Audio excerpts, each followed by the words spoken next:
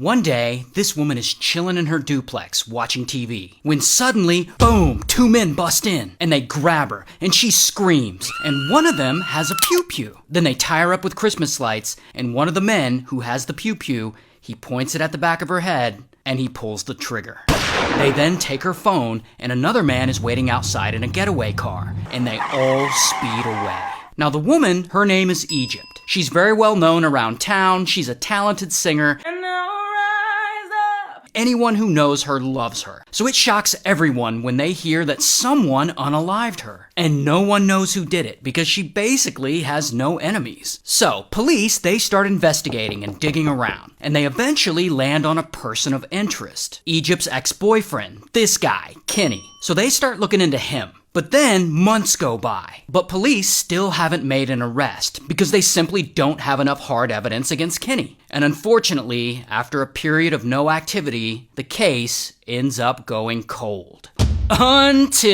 So Egypt, she has a brother, this guy, Dwayne. And Dwayne has long been devastated about his sister's passing. But one day, he meets this woman, Lindsay. And they really hit it off, and they start dating. And Lindsay and Dwayne, they are all into each other. So at some point, Lindsay notices Dwayne has a lock screen on his phone. And on that lock screen is a picture of another woman. So she sees this, and she's like, who is that woman on your phone? And Dwayne is like, oh, that's my sister Egypt. And he tells her about the murder, and that the case is still unsolved. And he tells her police have been investigating it for years at this point, and that they suspect it might be her ex, Kenny. But they don't have any evidence against him, and it's been really hard on Dwayne's family. And Lindsay really likes Dwayne. She thinks he is fine. So she's like, all right, I want to help solve this case. So she immediately gets to work on this. She creates a Facebook group to collect tips and information about Egypt's death, and people start sending in information, and she just like pieces it all together. Then she goes and interviews people. She takes Dwayne and they drive around town and talk to anyone who knew anything about Egypt. She asks them difficult questions, and she starts connecting the dots. In fact, she looks at this case for so long that she starts to realize that all the evidence that points to Kenny is circumstantial and flimsy at best. And that maybe police are pointing fingers at the wrong guy. So Lindsay and Dwayne, they've been giving all this evidence they've collected over to local police. But local police, they don't appear to be doing anything with it, at least not in a timely manner. So Lindsay and Dwayne, they decide that they want state police to take over the case, because state police has a lot more resources. So they go and they file a plea for the state police to take over. And then they wait, and they wait. They even hold a protest march to pressure police to hand the case over to the state, and like thousands of people attend this protest. And then finally, one day, boom, it works. The local police end up handing the case over to the state. So then, state police reviews the case. Now, as I told you, when Egypt was unalive that day, the attackers took her cell phone before they later discarded it. And state police have enough resources to get a warrant to get tracking data and track her cell phone and any other phones that are near it, which they do. And the other phones near it, of course, belong to the attackers. And then 3 months later, kabam, state police arrest 3 guys involved in the crime.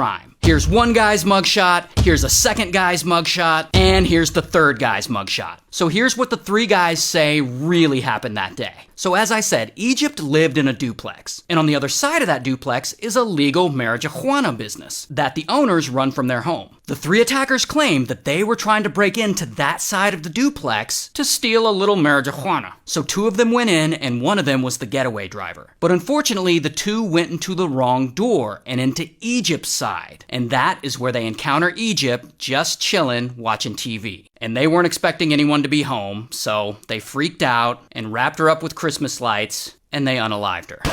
Anyway, all 3 men take plea deals. They each got different sentences, but this guy got a minimum of 17 years, this guy got a minimum of 20 years, and this guy got a minimum of 15 years. While Lindsay and Dwayne, they kept dating, they got engaged, and now they're married. So that's cool. Shout out to Michigan.